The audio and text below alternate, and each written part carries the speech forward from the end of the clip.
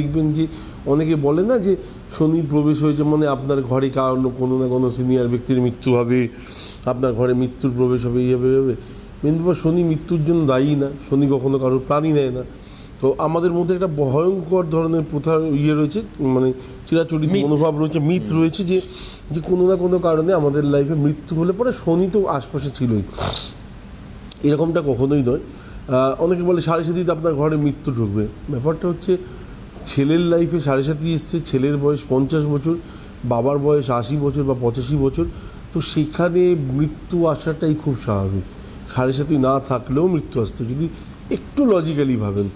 যেহেতু ডিউরেশনটা অনেক দিনের, অনেক প্রায় 7.5 বছরের, হ্যাঁ, সেক্ষেত্রে ছেলে যদি সাড়ে সাথী নাও থাকতো তাহলেও হয়তো মৃত্যু আসতে পারতো, কারণ লেখা আছে ওই সময়। এটা গেল দ্বিতীয় জায়গা।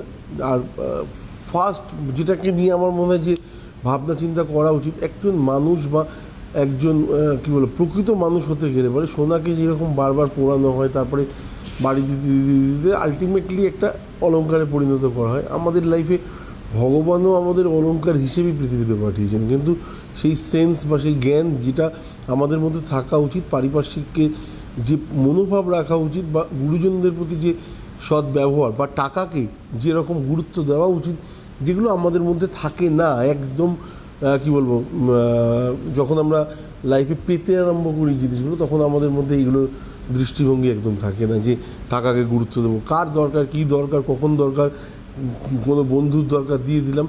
পরে আমরা চিন্তা করি যে টাকাটা তো দিলাম, বন্ধুরা তো আর দিচ্ছে না। এবার ব্যাপারটা হচ্ছে যে এই যে না দেওয়ার পালাটা তখন সাড়ে সাথী চলছে, তখন শনিদেবের দোষ, এই সাড়ে সাথীর সময় আমি আর টাকাটা পাবো না। আলটিমেট তা নয়, আলটিমেট হচ্ছে সাড়ে সাথী আপনাকে শেখাচ্ছে বন্ধু বলে অ্যাকচুয়ালি কোনো ওয়ার্ড সত্যি পৃথিবীতে আছে কিনা আমি জানি না।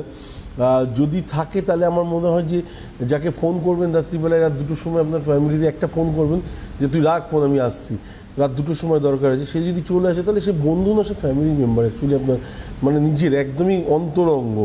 আর বন্ধু অর্থে যে জিনিসগুলো আজকালকার দেখা যায় সেগুলোর থেকে আমার মনে হয় ওই ওয়ার্ডটা দূরে থাকাটা উচিত।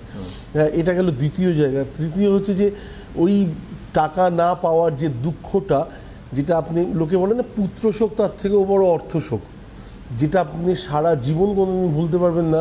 ওর দরকার, আমি এত টাকা ওকে হেল্প করেছিলাম, কিন্তু আজ আমি রিটার্ন পেলাম না। অনেক আছে, প্রচুর আছে। এটা কি হয়, টাকাকে আমরা গুরুত্ব দিই না, যখন গুরুত্ব দিতে জানি না তখন। কিন্তু যখন আমরা গুরুত্ব দিতে শিখি, কিসের দরকার, কবে দরকার, কেন দরকার, কবে দিবি, আমার ইন্টারেস্ট দরকার নেই, নিচ্ছিস হাসি মুখে ফেরত দিস, যেন চাইতে না হয়, এই ওয়ার্ডগুলো তখন আমাদের মধ্যে চলে আসে, যেগুলো প্রথমবার চাওয়ার সাথে সাথে আমরা লোককে দিয়ে দিই, পরের বার কিন্তু আমরা এই ওয়ার্ডগুলোকে ছাড়া দিই না।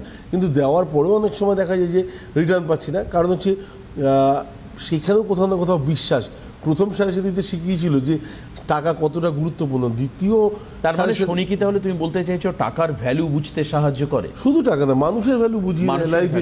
যে লোকটা একসাথে এক পাতে বসে খাচ্ছে সাড়ে সাথীর সময়, সেই লোকটা সবার আগে তোমার পিছনে গিয়ে ছুরি মারবে। আচ্ছা, শনির যারা জাতক হয় তাদের কি বন্ধু সঙ্গ কম থাকে?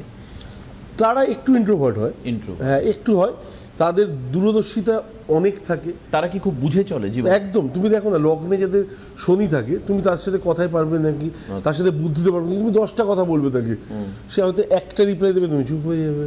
আচ্ছা, তো ডিফারেন্স হচ্ছে তার, আমরা বলি না কূটনীতিবিদ বলে একটা আমাদের মানে পোস্টও সেন্ট্রাল গভর্নমেন্টের রয়েছে, তো সেই জায়গাতে আমরা যেটাকে হয়তো অনেক সময় মজা করে বলি চাণক্যা, মানে চাণক্যার মতো, কিন্তু চাণক্যা নয়, কিন্তু তার মধ্যে যে ব্রেন রয়েছে, তার মধ্যে যে বুদ্ধি রয়েছে, সুচারু বুদ্ধি, সেটা কিন্তু একমাত্র প্রয়োগ করার জায়গা শনিদেবের থেকেই আসতে পারে।